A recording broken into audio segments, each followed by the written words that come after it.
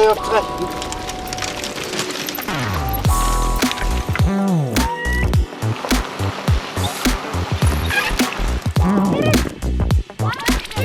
Агаараар.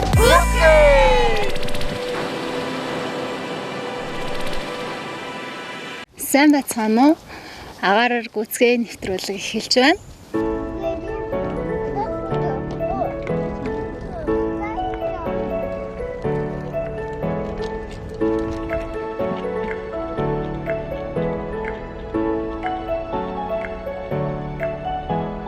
Манай гэр бүлийн хувьд 2021 он бүхэлдээ байгаль орчиндөө ээлтэй байх зорилгыг тавьж, түүндээ алхам алхмаар ойртсон илүү ихийг таньж мэдсэн он байлаа.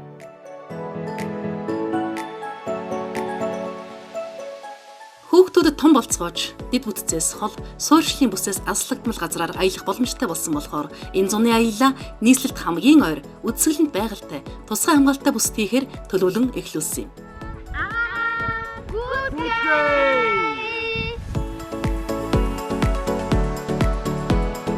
Улаанбаатар хот дахь гэрээсээ тэрэлжийн шилжрээг зорьсон бидний аяллаа зам төсөөснөөс хүнд байсан ч урт хугацааны хөл хорионы дараа цэвэр агаар, цэнгэг ус, цэцэг навчсыг харан бисэрч, хайрлан биширч, байгаль дэлхийн бидэнд өгдөг өгөөмөр их хайрыг бүх биеэрээ мэдэрсэн. Тэр чинээгээр байгаль дэлхийнхээ нэг эд эсн гэдгийг ухаарсан аялал байлаа.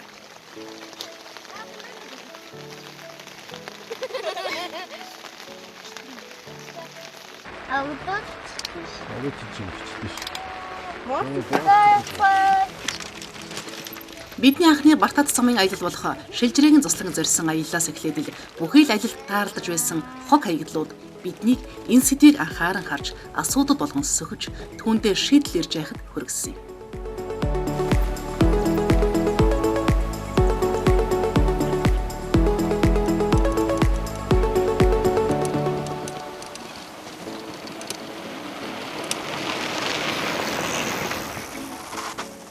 Сайста зөндөө олон хогнууд хайцсан мэлээ. Нийл хогонцор. Чи айгүй удаа байгальтай шингэдэг гэсэн чинь бараг 200 жил илүү. Биднээс зурсарсан. Гялгарут болохоор хүн дунджаар гялгарутыг 12 минут орчим хэрэглээд тэр гялгарут нь байгаль шингэж дуусгахын тулд 100 жилийг зарцуулдаг гэж байгаа байхгүй юу. Гэтэл хүмүүс ялангуяа байгальд аялж зугаалахаар ирж байгаа бол унцар сав гялгарут аваад ирсэн бол тэрнийг хот руугаа буцаа аваа явцсан дээр байхгүй юу. Зүгээр л хогийн цэг болжээ. Газраар дүүр хог. Энэ хогнуудыг харж байна уу дөрөө? Харахгүй байхыг л хичээж байна. Ийм гоё анган тагшин байглаа. Хордоглохгүй байлаа бүгдөө. Аваад ирсэн хогоо бүгдөө ачаа явцгааж ийл та төхөө. Замд явж байгаа хүмүүс маань энэ сайхан их орноо ямар ингээ хайр гамгүй те идэлж байна вэ? Одоо хогоо хаяхаас эхлүүлээл бид нэр замдаа явж байхдаа сая хэд удаа таарсан. Хотод бол тамхи татаж явж байгаа л тамхиныхаа ишийг цонхоор шийддэг. Тэрнтэйгээ адилхан хөдөөгөөр явж байгаа л ус ууж дуусаад усныхаа савыг шийддэг. Нүүр гараа нойтон салфеткаар арчичаад шууд шийддэг юм билээ. Энэ бол байгаль дэлхийг хогийн сав шиг бид нар ашиглаж байна. Хүмүүс өөрсдийн нийтээр оршин суудаг газартаа ил задгай хогоо хаядгүй шүү дээ. Хинч харахгүй, хинахгүй бол хогийг хаанч хайчгаж болно гэсэн хүнлэг бус үзлээсээ салаагүй олон хүн энэ дэлхий дээр амьдардаг болохоор л дэлхийн хамгийн үзэсгэлэнт газрууд хүний үлдээсэн хортой хог хаягдал дарагдан байгаль үзэсгэлэнт байдлаа алдчихдаг байх нь.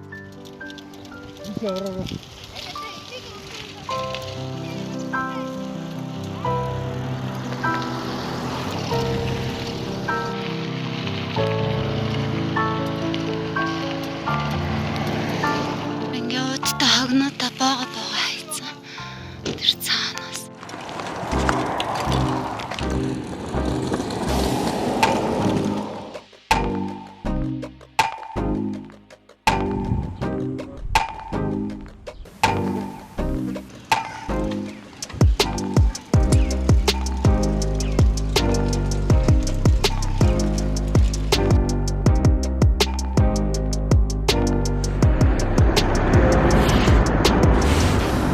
Бидний мэдих Улаанбаатар хотод хүн ам шигүү суурьшсан. Түүнийг дагаад хог хаягдал үүсэх, тээвэрлэх, зөөх систем бий болчихсон. Алхан тутамд хогийн сав таарлах ба түүнийг өдөр бүр цэвэрлэх үйлчлэгээ бүхий байгуулга хэдэн зуун ажилтнтайгаа ажиллаж байдаг. Хүн ам тийм ч шигүү биш. Улирлын чанартай нүүдлэж амьдардаг бүсүүдэд хогны асуудлыг хэрхэн шийдвэл зохих вэ?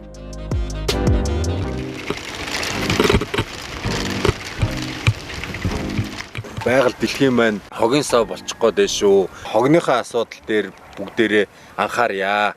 Хог аж болохгүй шүү. Бүр жижигхэн бүр чихрийн цаас ч хайж болохгүй шүү. Тэр чинь байгаль чингэхдээ бүр биднээс суртанстай 100-аас 200 жил дотор тэр байгалаас бараг өөрийнхөө жижигхэн тэр чинь 10 дахин том болж аюу их газрыг бохирдуулдаг шүү. Тийм учраас бити хог аяарэ. Гой цэвэрхэн байгальтаа байгаль дээлтэйгээр аялж сурцгаая. Ингээд агаараар гүцгээ.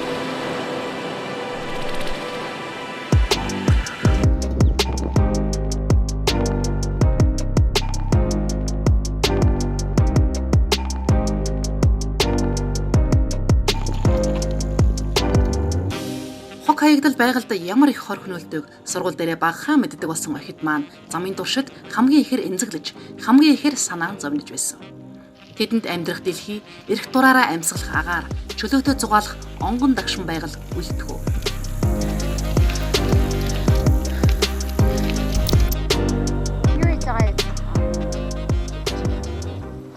Сайн ингээд явж байхад бүр айгүй их хогнодсон. Тэгээд бүр ингээд харшин айгүй байгаль хутаасан. Тэгээд тэр нь болохоор айгүй удаан шингэн гэдэг хүмүүс ерөөсөө мэдгүй. Байгальд 200 300 жилийн туршид тэгээд шингэдэг. Жижигхэн саруулж гисэн 200 жил яг байгальд яг задардаг. Ингээд хогоо аяад талэр юм байгаль удмал модно ингээд тэгээд модны яраал руу айгүй их ингээд лаз маад шидсэн байлээ. Тэгээд тэр модны болохоор айгүй ингээд хүчил цөөрөгч бэлгэлдэг. Тэгээд газрын яг нөгөө үнцээрээ холбож идэг болохоор тэр модны хэрвээ урахгүй бол хүчил төрөгчийг ингээ хаачдаг учраас айгу тийм муухай санагдлаа наад тэгээд тэгэж биччихүүлдээсэн. Тэгээд бас сайн нэг элсэн дээр бас тэгээд бичсэн. Сайзын уртл хаяа явж идэг хүмүүс байдаг юм байна. Хог нэрээс айгу.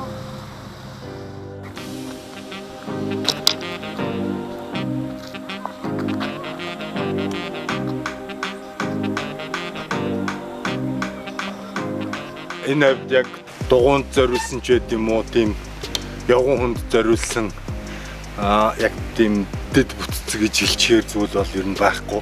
Хүмүүс өөрсдөө хийсэн модон гүүр янз бүрийн хэмжээтэй явган болцохоор ийм гүүрнүүд байна. Энд тэндгүү ингээд хог хөглөрцөн байгааг харахаар амар сэтгэл дундуур байна ер нь. Тэгээ энийг хичнээн гоё дэд бүтцжүүлээд ч тэгээд улмал хүмүүст ингээд амархан болох юм бол улмал их хогтой болчих магадгүй санагдаад нэг тийм ямар ч юм тийм тодорхой хэлж мэдэхгүй байна. Гэхдээ хүмүүс ямар ч үед хогоо аваад буцсан дээр байгальдаа л ямар ч байсан айж болохгүй. Монголчууд бид байгаль дэлхийтэйгээ нэгт уялдаатай байж, байгалийн аяс, малчин ахын онцлогоо даган олон зууны туршид нүүдлэж амьдрахдаа буурин дээрээ ч хог үлдээдэг уламжлалтай тал яагаад өнөөдөр жалга бүр хогоор дүүрэх болов? Хоттой ойрхон болохоор ч тэр үүтэй маш олон хүмүүс ийшээ амралтаа өнгөрөөдөг те. Тэр чинээгээр маш их хог хоримтлагдсан байна. Энэ л бараг л алхам тутамд хогтой таарлаж явлаа. Яг нэрээ нэг алхаад нэг хог байна гэдэг бол бүр айгүй эмзэглэмэр. Тэгээд нэг алхаад байгаа тэр нэг хогийг хүн яваад түүн гэдэг бол бас бараг бүтшгүй аимшигтэй зүйл. Гэтэл энэ одоо энд хог байгаа юм чи яа гэв нэмэ ачиг сэтгэлгээтэй байдгаа болох хэрэгтэй. Бэлчээрийн малаж хуг дагсан нүүдэлчин эргэжлээс та байгаль цөргөөр нөлөөлөх зүйл олох гээд үзтээ. Малаа мах сүүг нь хэрэглэн, малаас арьс, үс, яс тэр бүхэл ялгцын хүртэл хэрэгэлдэг.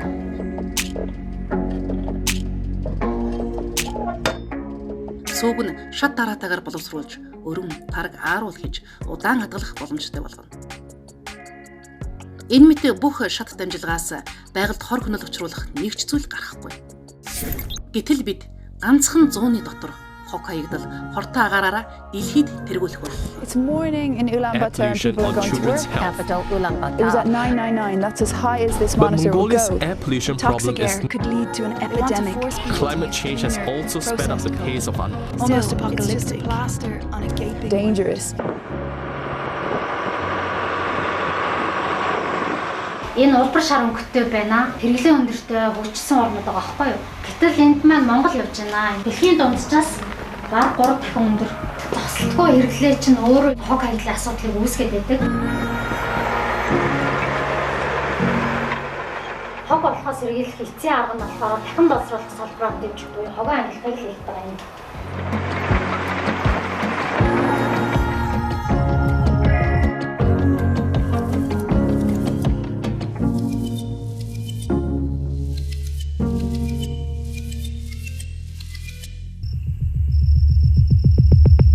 Дасаг ферм гээл нэг газар ч ингээл 20 моройд айл 17-8 айл ингээл байдаг. Дараа жил нүүгэл ирэх чи ямар ч хог шороо тэр өөс унгус гялан цаас тийм байдгүй л байсан шүү дээ. Тэр үед чинь олон жил ингээл нэг дороод нөгөө буудаг газраал буу намар болохоор тараал нөгөө өвлжөө рүүгээ явна. Тэгэл өвлжөөнч цэвэрхэн зустаг газар ш тэр олон жил зустаг хэрнээсээ тэгэл ямар ч хог байдгүй байсан. Тэгэхэд тэр үеийн гэлтгүү танаач гэсэн ингээл харахад иргэн тайранда нэг ч хог хайсан юм байхгүй байхад бид нар ингээ наашаа ирэх замд ингээл хаягдсан байгаа юм юу вэ нөхөр тэгэл нөгөө л ундааны лаз нойлын цаас нөгөө ариун цэврийн эрхслүүд гээл тийм юмнууд харагдаад байгаа. Тэрний шалтгаан нь ерөөсөө л ингээд энүүгээр явж өнгөрч байгаа хүмүүс байгаа болохоос шүмдөө амьдраад байгаа. Цөөрөө хүмүүс харьцангуй гайгүй.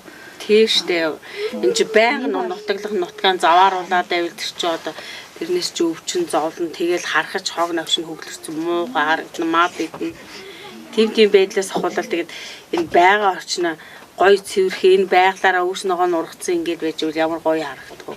Ер нь аялал жуулчлалаар явж байгаа амарч байгаа усууд тэгэл байсан газраа уут нь торон зангидаал хогоо хайчих юм да. Тэр нөгөөх нь задраал тэгэл ингээл талын нэгээр тараад хийсэн. Задлал хоолны хаягдлаа ичаар чинь тэгсэн байгаа байхгүй.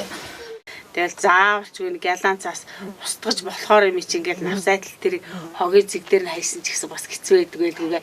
Тэгээ одоо 100 хонд ингээл ийм төмөр ийм хэрэггүй бас дөрүүлж мөрүүлжиндээ шатаачаад багсаас нь том огж шатаачих нэг торны талал хог үлдчихэж байгаа штэ.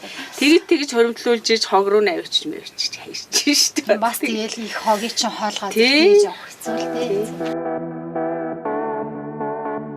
Суурьшлаас алслагдсан хэсгүүдэд хогийг устгах арга нь мэдээж шатаах. Гэтэл хуванцар хог хаягдлыг шатаах үед диоксин гэдэг хорд бодис ялгарч агаар тархснаар бидний биед хоолтой жилд шингэдэг. Диоксин хүн болон амьтны биед 7-оос 11 жилийн дараа задарч дуусдаг ба хор тавдар үүсгэх дархлааны систем, хөгжиж буй мэдрэлийн систем, дотоод шүүрлийн систем, нөхөн өрчмөн үйл ажиллагаанд ч сөрөг нөлөөтэй дэлхийн хамгийн хортой бодисуудын нэг юм. Байгаль задралд орохдоо ч ялгаагүй энэ хорийг ялгаруулна. Тэгэхээр бид хог хаягдлыг шатаах, байгальд үлдээж явах аль алинаас нь зайлсхийх хэрэгтэй байх. Ингээд яг ингээд явж байхад бол ингээд газар ингээд 1 метр хүрэхгүй газар айгүй их хогнод байсан. Тэгээд хогийн цэгүүд айгүй их байсан. Тэдэрт мөр ингээд ялаа савчаа айгүй муухай харагдсан. Тэгээд би бодвол ингээд нэг юм уриалмаар тэр наслын ингээд хогоо ингээд айлж явж байхлаа гоё ингээд авч яваад тэгээд яг ингээд ялгаад тэгээд гоё ялгасныхаа ингээд яг ингээд үйлдвэрт нөгж олдог яг тэгээд өгж байгаарэ хогнуудаа машин зөксөж байгаарэ үгүй бол одоо ч гэсэн ер нь энэ хажуугаар айгүй их хогнод байна. Эднэрнүүд бол байгалыг гутааж яадаг шүү. Охид минь ээжээ хүмүүс яагаад хогийг хаасаагүй хайж байхдаа юу ч боддоггүй юм бол гэж олон удаа асуусан. Сүүлдээ хүү маань хогны тухай эмзэглэн бодож эхэлсэн. Хог хайсан байгаа учраас нөгөө байгальд хог хайж олгоо тэгээ хэрэм мөхөн тэндээс сэсбитэг нэл битэг хайсан байгаа. Одоо 4 настай хүмүүс бидний анзаарч харсан хог хаягдал түүний хор уршигын талаар өөрийнхөө мэдэж ойлгосон энэ. Хүмүүс мэдхгүй зүйлийнхээ тухай л огт бодохгүй, анзаарахгүй өнгөрдөг аж. Тэгвэл бид танд танаа гэр бүлийнхэнд бүх монголчуудаа хогны тухай, дэлхийд даяар харанга дэлдээд байгаа уур амьсгалын өөрчлөлтийн тухай чанга хашгирч дуулгамаар байна. Хог бити хаяарэ. 18 онд хийсэн судалгаагаар сүүлийн 5 жилийн дотор зөвхөн нөгөө хогийн савнд орж байгаа хуванцар хог хаягдлын эзлэх хувь нь одоо 4 дахин нэмэгдсэн байгаа байхгүй. Тэгэхээр бид нар тэр хэмжээгээр их хунцар хог хаягдлыг хунцар савлгаатай зүйлсийг хэрэгэлдэг болсон байна гэсэн үг тийм. Тэгээ энэ хэмжээгээр үргэлжлэх юм бол 2040 он гэхэд одоо нэг 20 дахь жилийн дараа юу болох вэ гэхээр хунцар хог хаягдл байгаль дэлхийд хаягдж байгаа нийт хунцар хог хаягдл 1.3 тэрбум тонн хүрнэ гэсэн судалгаа байгаа байхгүй. Тэр нь одоо би хунцар хог хаягдлын 1 тонн ямар хэмжээтэй болдог вэ гэсэн чинь нэг машин хунцар хог хаягдл дөнгөж нэг 300-аад кг л болдго юм билээ. Нэг машин хог хаягдл. Бараг уул болох нь үү тий нөгөө нэг том. Хэдэн 10 том уул болохоор байгаа байхгүй юу тий.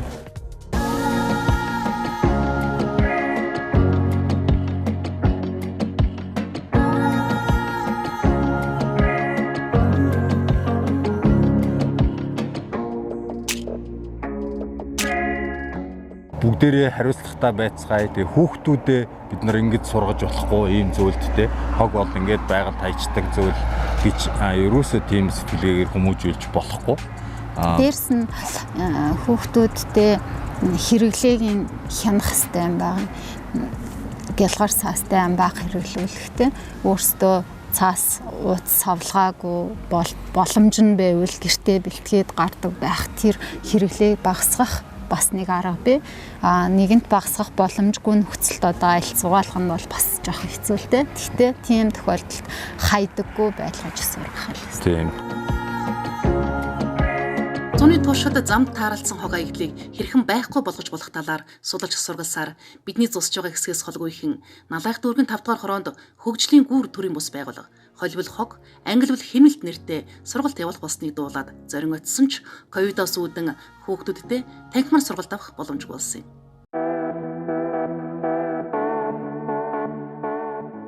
За манай байгууллага бол Монголын тогтвортой хөгжлийн гүүр гэх төрийн бус байгууллага байгаа.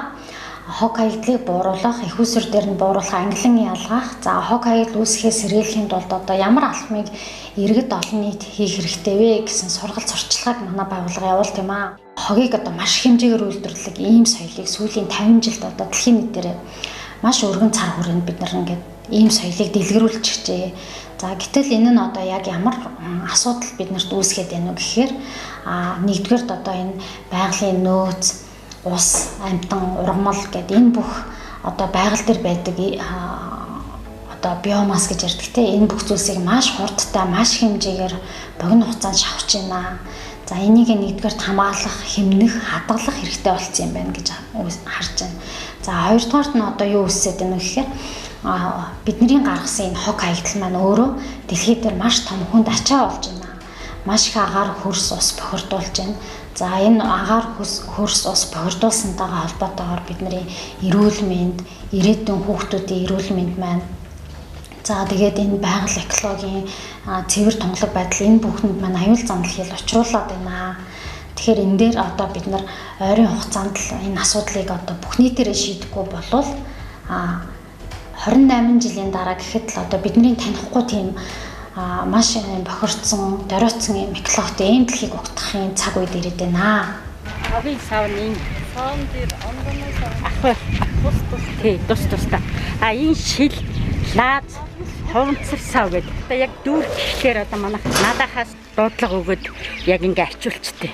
Гэхдээ тэр ачиж байгаа улсууд нь ингээ нэг шахдаг тийм хэвэнд оруулаад ингээ ачиж явчихдаг. Гэхдээ баяр наадмын үеэр манайх бол бүр илүүтэй их ялангуяа яалх цагаан сар улсын баяраар бол ачаал айгүй их байдаг. Танаас өгдөр жишээлбэл хог англи ялгах тал дээр дүүл асуудлууд гэвэл юу вэ? Манайх одоо өөрийн гэсэн гинтээ нэг хогийн цэгэрхүү одоо нэг богоон чих шиг нэг хогийн савнууд байна да. Тийм л юм бид бол айгүй их хүсээд байгаа. Тэгээ өвлийн цаг маг талтиргаа болгонд бас их хэцүү. Цар тахалах хөл хорионы улмаас хог хаягдлыг бууруулахад чиглэсэн үйл ажиллагаагаа явуулж байсан байгууллагуудын төсөл хөтөлбөрүүд үндсэндээ зогсжээ. Европын холбооны Speech Asia хөтөлбөрийн дэмжлэгтэйгээр Монгол улс дахь хунцар хог хаягдлын дахин боловсруулалтын тогтвортой байдлыг хангах төслийн хүрээнд хийгдэж байгаа ажлууд л цар тахлын нөхцөлд ч зогсолгүй үргэлжилж тогтоосон дэглэм журмын дагуу сургалт, судалгаа, уулзалтуудаа явуулж байгаа нь энэ аж. За манай Caritas Czech Republic нь Монгол улс дахь хунцар хог хаягдлын дахин боловсруулалтын тогтвортой байдлыг хангахын төслийг хэрэгжүүлж байгаа юм аа. Өнөөдөр бид яг Налайх дүүргийн 5 дугаар хороо дээр ирээд засаг даргатайгаа уулзаад сөөх болон хороодын ажилчдад нь ерөнхий хог хаягдлын менежментийн талаар сургалт орчод байж байна. Тэгэд бас хорооныхоо айл өрхүүдтэй хог хаягдлын менежмент ямар шиг зохион байгуулалттай байдгийг танилцаад явж байна. Энэ хороонд одоо олон жил амьдарч байна. 30 гаруй жил амьдарч байна. Энэ 79-р байранд амьдардаг. Хотоос нүүж ирээд агаар бараад чинь дээрээд би одоо 10 дахь жилдээ одоо амьдарч байна. Агаар бас сайтай сайхан газар. Энэ сайхан газарт одоо хоггүй цэвэрхэн сайхан амьдрал одоо өсөлттэй ингэж л одоо ирсэн хүн дээ. Манайх 3 байртай 200-аад айл өрхтэй хог ангилтаа бид нар маш сайн хийдэг. Манай энэ өрхүүд бол маш сайн оролцдог, идэвхтэй. Хамгийн гол нь одоо өрх бүр хүн бүрл ангилан ялгадаг. Хүүхдээсээ эхлээл хүүхэд ахуй цагаас эхлээд ангилаад ялгаас сурчих юм бол босоод одоо гадаадын орнуудын жишгээр сайхан цэвэрхэн байх юм боломжууд бол бүрдэж байгаа. Манай хороо маань бол нэг сургууль, 2 цэцэрлэгийн одоо цэцэрлэг үйл ажиллагаагаа явуулж байгаа. 3 цэргийн ангийн албаа агч нар маань байна. Улаанбаатарыг одоо усаар хангадаг усны дээдийн хүүсүр. За тэгээд одоо төрийн одоо бусад байгууллагууд үйл ажиллагаагаа манай дээр явуулж байна. Энэ төрийн байгууллагууд дээр одоо бас энэ төсөл хөтөлбөртөөгөө холбоотой сурвалж сурталчилгаа хийгээд явхад манай ороо одоо бас англин ялгаад нэг тэжлийн дараа англин ялгаа сурцсан. Тэрийгээ одоо магадгүй одоо боловсруулах шатны дараагийн үйлдвэрлэл одоо түгээлтийг хийх ийм боломжуудыг энэ төслөөсөө харж хүлээж бас хамтран ажиллахаар бэлдэж байна. Төсөл маань өнгөрсөн жил болохоор ерөнхийдөө бид нар суурь судалгаан дээр их төлөрч ажилласан байгаа. Тэгээд манай төсөл болохоор 4 том үр дүн одоо зорж ажиллаж байгаа. Хамгийн нэгдүгээр үр дүн болохоор манай нөгөө хунцар хог хаягдлыг цуглуулах англин ялгах системийг сайжруулад тэгээд жижиг дунд үйлдвэрүүдийн маань түүхий эдийн нийлүүлэлт нь өссөн байх. Хоёр дахь өсөж байгаа үр дүн болохоор хунцар дахин боловсруулдаг үйлдвэрүүд маань дэвшлэлт техник технологитой болсон байх. Төслийн 3 дахь одоо зорж байгаа үр дүн гэвэл хунцар дахин боловсруулах жижиг дунд үйлдвэрүүдийн хэрэглэгчдийн тоон нэмэгдсэн байх гэж байгаа. Тэгэд эцсийн үр дүн болохоор бусад одоо төсөл дуусмагц бусад аймаг сумдад одоо хэрэгжүүлэхэд яг бэлэн болцсон багцыг боловсруулж гаргасан байх. Гол төслийн ашиг шим хүртэгчд нь болохоор манай хунцар дахин боловсруулдаг жижиг дунд үйлдвэрүүд байгаа. Хунцар саваа хийдэг, саваа өөрчлөөд яг одоо колони сав шиг тийм хэлбэртэй тийм савыг 80 дугаар байранд байрлуулсан бид нар. Тэгэхэд бол хүүхдүүд тэр сав руугаа шидэж тоглох тийм их сонирхолтой болчихдөг юм байна.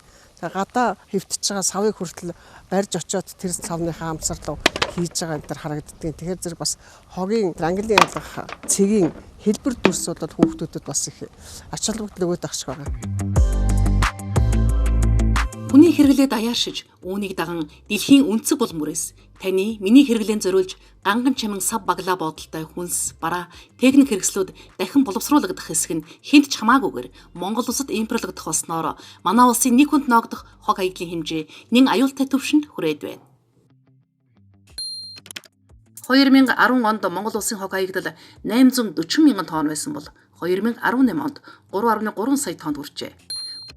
Хүн амын өсөлт 16% байхад хог хаягдал 400%-аар өссөн. Бидний хэд хэрэглээ онгон дагшин байгальтай гэх манай улсын байгаль эколог хүн амын эрүүл мэндэд замнал хэлж эхэлснийг илтгэн.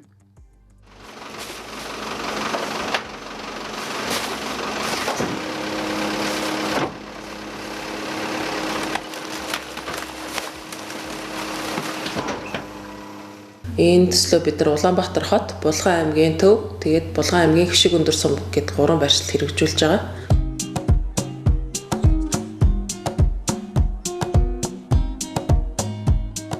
Төсөл Монгол улсын бүх шатны засаг захиргаараа нэгжийн хүрээнд хэрэгжиж, яг бидний хүсэж байгаачлан хотод, хөдөөд, гэр хороолт, орон сууцнд гээд амьдралын бүхий л түвшинд тохирох загвар хөтөлбөрийг боловсруулахаар ажиллаж байна.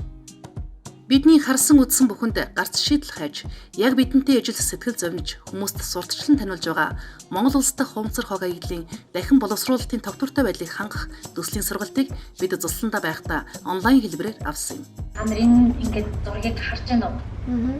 Энэ юу вэ? Хог. Хог гэдэг маань юу гэсэн үг вэ гэхээр бидэрт хэрэггүй болсон зүйлийг хог гинэ гэдгийгч тэгээд одоо тодорхойлсон байна л да.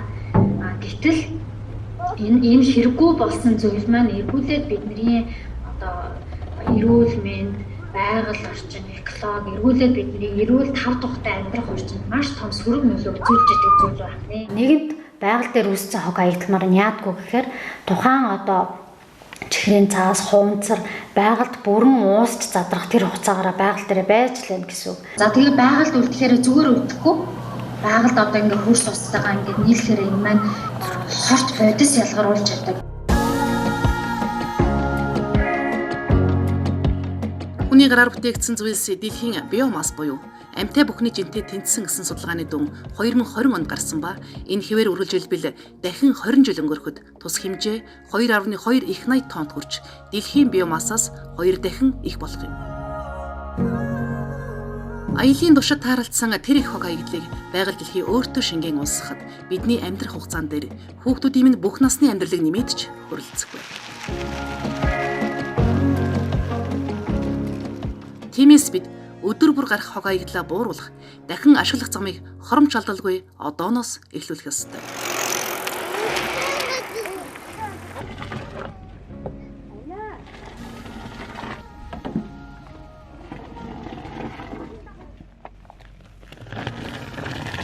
Байгальд хаягдах хог хаягдлаас хамгийн их овор хэмжээтэй удаан задарч маш их хор хөнөөл учруулах хог хаягдал нь хуунцар. Олон төрлөөр бидний өдөр тутмын хэрэглээнд оршиж, байр суурь батбуг эзэлсэн тэр их хуунцруудыг бид хогийн цагт хайлгүй дахин ашиглаж, эдийн засгийн эргэлтэнд оруулснаар байгалийн нөөц баялгаа хэмээн зогсохгүй хог хаягдлыг бууруулах давхар өр нөлөөтэй.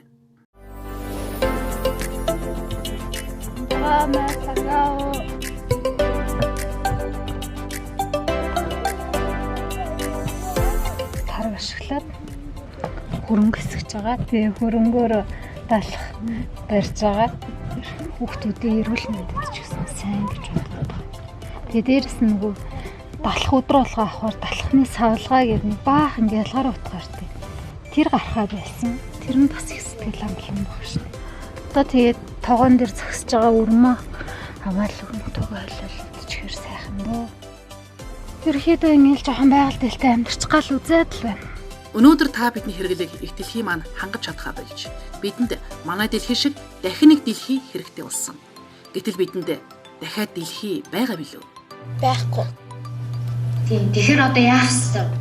Бид нар одоо байгаа энэ дэлхийг хайрлаж хамгаалаад нөөцийн одоо маш бага хэмжээтэйгээр маш байгальтай ээлтэй байдлаар хэрэглэх ёстой гэсэн.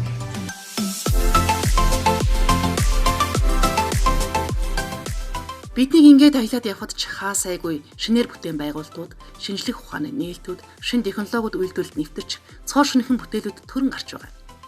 Тэр нь зөвхөн миний хэрэгцээг хангах, надад таалагдах, намайг тав тухтай байлгахад, та биднийг илүү амар хялбар амьдруулахад чиглэдэг юм боддог.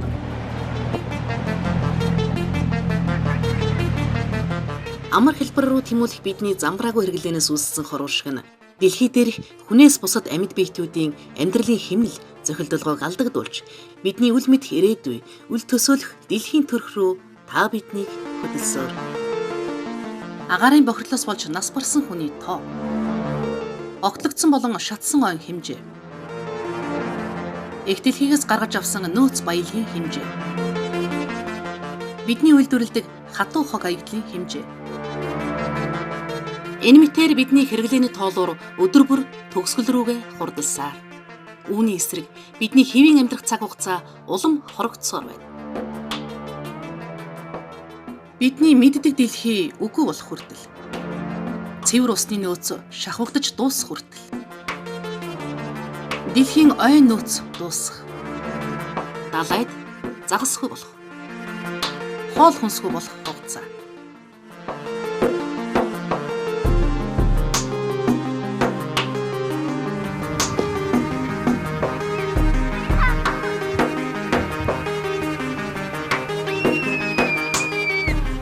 Хэдэн 10 жилээр хэмжигддэг байсан хүмүүний хөгжлийн хурд хормоор хэмжигддэг болчихсон өнөө цагт бид үнэхээр хөгжил рүүгээ хурдлаад байна уу?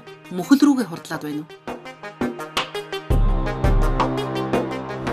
Гаднаас юм хөдөлж байгаа өдрийн цай авах бас нэг юм их байгаа байна. Ганцхан тоосч бас л адилхан ингээд салбар. Нэг удаа ярьсан. Энэ бол зөвхөн шүү дээ. Энэ дахиж шүү дээ. Худалдан авалт хэрэглээний сонголтоороо бид нар байгаль хамгаалах боломжтой юм аа. сургалтын үед бас нэгэн тогтож анхаарсан зүйл бол бидний хэрэгэлдэг зүйлс зарцуулагдах усны хэмжээ. Зөвхөн нэг А4-ийн цаасанд 10 литр усыг хэрэглэдэг байхгүй юу? За тэгээ Монгол улс маань усны нөөц төхөөсрээр бас бага оронтой тооцогддог. 1 литрийн багтаамжтай одоо хунцар савтаа ус худалдаж авлаа гэхэд цаана одоо 5 литр усыг энэ савндан зориулж зарцуулдаг гэдгийг одоос мэдэх хэрэгтэй байгаа даа. Тэгэхээр ус бага хэрэглэдэг бүх зүйлийг ингээ бодолцож худалдаа авалтаа хийх юм байна гэдгийг чинь мэдээлж байгаа юм. Усыг бид худгаас 1 литрийн 2 төгрөгөөр авдаг. Хүн бүхний амин чухал хэрэглээ болсон усны үн хямд байх нь зөвч дэлхий дээр үйлдвэрлэгдэж байгаа бүтээгдэхүүн бүрд усыг маш ихээр ашигладгийг огт бодолгүй бид хэрэглэсээр байдаг. Байгаль дээрх усны нөөц дуусна. Харин бидний хэрэгцээ нэмэгдэнэ. Тэгээ дээшээ бай, дээшээ харуул. За. Цаавалмаа. Одоо энийг таглаад авчихсан дээр тийм үү? За, цангасан олныг ундаасан баянтай хүчтэй баярлалаа. Нам цангасан гэсэн. Маа, тэгвэл энийг авч. Бид дахин ашиглах сав хэрэглэж, өдөр тутмын амьдралдаа үүсгэх хог хаягдлыг бууруулж, хуванцрыг дахин боловсруулж хэвших нь амьд амьтныг тэтгэгч усыг хэмнээ зогсохгүй. Хуванцар үйлдвэрлэлийн түүхэн эдийн олборлтыг бууруулж, хог хаягдал үйлдвэрлэхээс сэргийлэх юм. Чимээстэй. Мураа тийм ээ.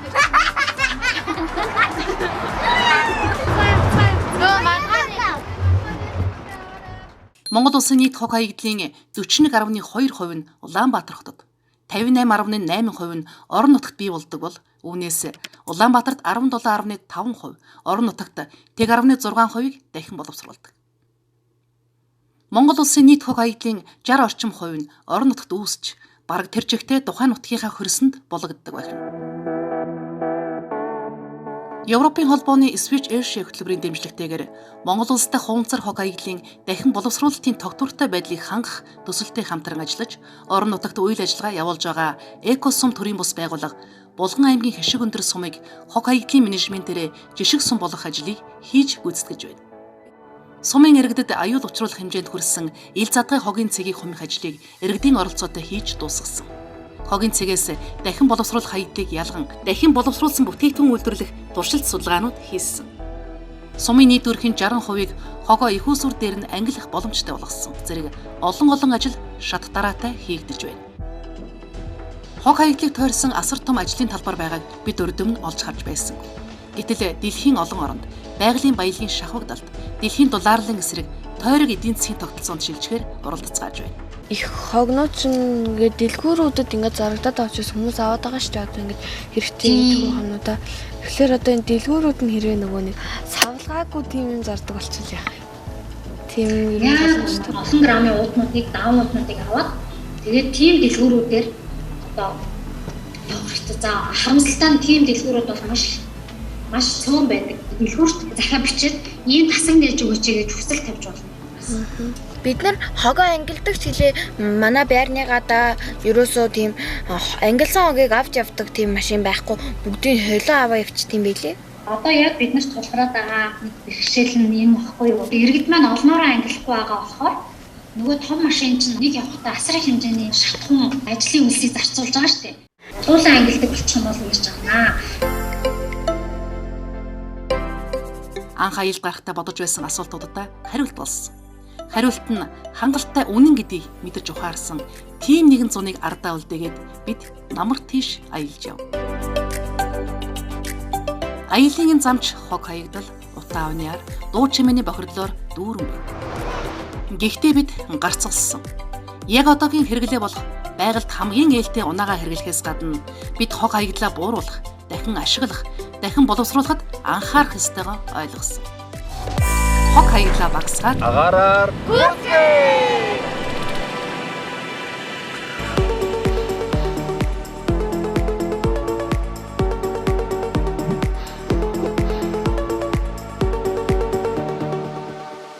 За явцгаа.